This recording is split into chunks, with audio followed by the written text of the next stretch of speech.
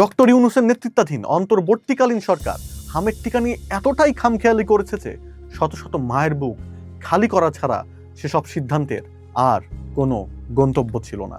ছোটবেলায় মন্ত্রমুগ্ধ হয়ে বিটিভিতে আমরা প্রায় রেনেসাসের একটা গান শুনতাম। গানটা ছিল, আজ যে শিশু পৃথিবীর আলো এসেছে, আমরা তার তরে একটি সাজানো বাগান চাই। গানটি নিশ্চয়ই আপনারাও শুনেছেন। লজ্জার বিষয় হলো আমাদের সেই বহু সাধের সাজানো বাগানটি সম্ভবত আমরা এখন তৈরি করতে যাচ্ছি শিশুদের সারি সারি কবরের ওপর।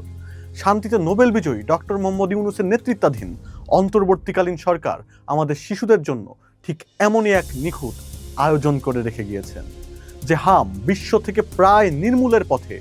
সেই রোগ আজ 2026 সালে এসে বাংলাদেশে ভয়ঙ্কর মহামারীতে রূপ নিয়েছে।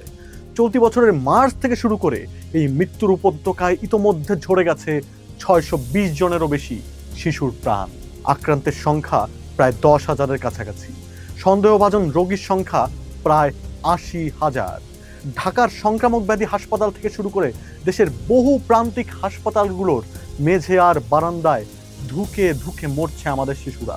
পর্যাপ্ত বেড নেই, আইসোলেশন নেই, নিউমোনিয়া এনসোফালাইটিসে ভুগে দম বন্ধ হয়ে মারা যাচ্ছে দেশের ভবিষ্যৎ। কিন্তু এই অমানবিকতার দায় আসলে কার? এতদিন যারা এই মৃত্যুকে প্রাকৃতিক বলে চালিয়ে দিতে চেয়েছিলেন, তাদের সেই দম্ভের মুখে কড়া চপেটাঘাত করেছে অনুসন্ধানী সংবাদ মাধ্যম নেত্র নিউজ।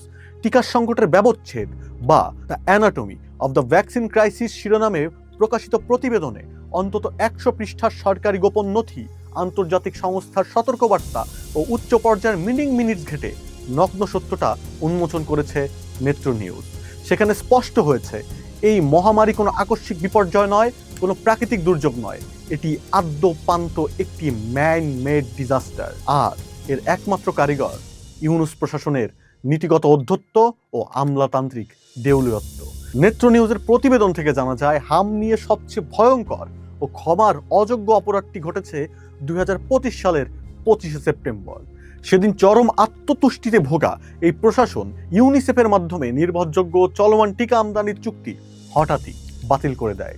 যে প্রক্রিয়া দশকের পর দশক আমাদের শিশুদের কাছে জীবন রক্ষাকারী টিকা পৌঁছাতো, সেই বিশ্বস্ত সরবরাহ ব্যবস্থার গলায় ছুরি চালিয়ে তারা উদ্ভাবন করলেন ওপেন টেন্ডার বা উন্মুক্ত দরপত্র পদ্ধতি।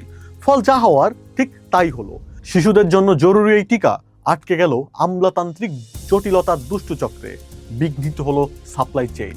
নেত্র নিউজের প্রতিবেদনে উঠে এসেছে ইউনিসেফ এবং বিশ্ব স্বাস্থ্য সংস্থা একাধিকবার চিঠি দিয়ে সরকারকে আসন্ন প্রাদুর্ভাব ও টিকার মজুত তলানিতে ঠেকতে বসার ব্যাপারে সতর্ক করেছিল।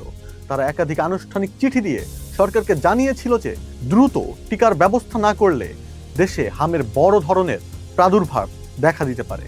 কিন্তু সেই জরুরি সতর্কবার্তাগুলো চরমভাবে উপেক্ষিত হয়েছে।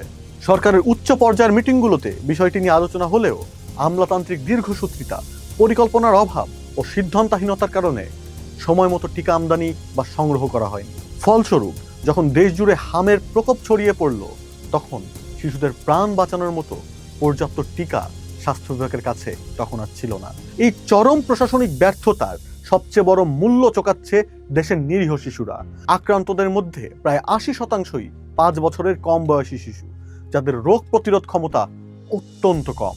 অথচ বাংলাদেশের সম্প্রসারিত টিকাদান কর্মসূচি বা ইপিআই একসময় সারা বিশ্বের কাছে একটি অনুকরণীয় সফল মডেল হিসেবে বিবেচিত হতো।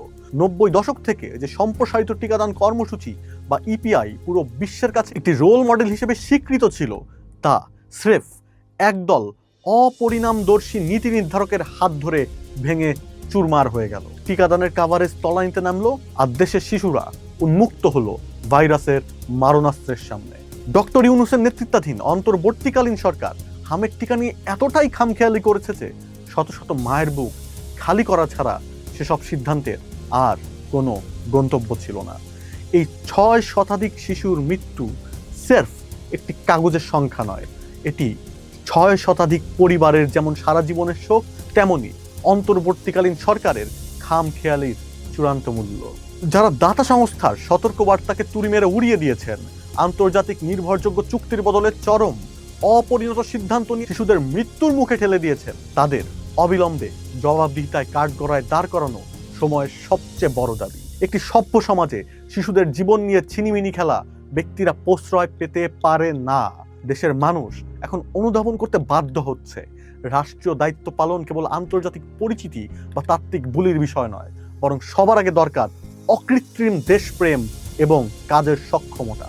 শিশুদের লাশের পাহাড়ের উপর দাঁড়িয়ে সভ্যতার লেকচার দেওয়া লোকদের জবাবদিহিতার আওতায় আনা যদি না হয়, তবে সেটা হবে সন্তান হারানো শত শত মায়ের সাথে রাষ্ট্রের সবচেয়ে নিষ্ঠুর বিশ্বাসঘাতকতা। সময়ের অন্য পাঠ দেখুন, থাকুন ঢাকা পেপারসের সাথে।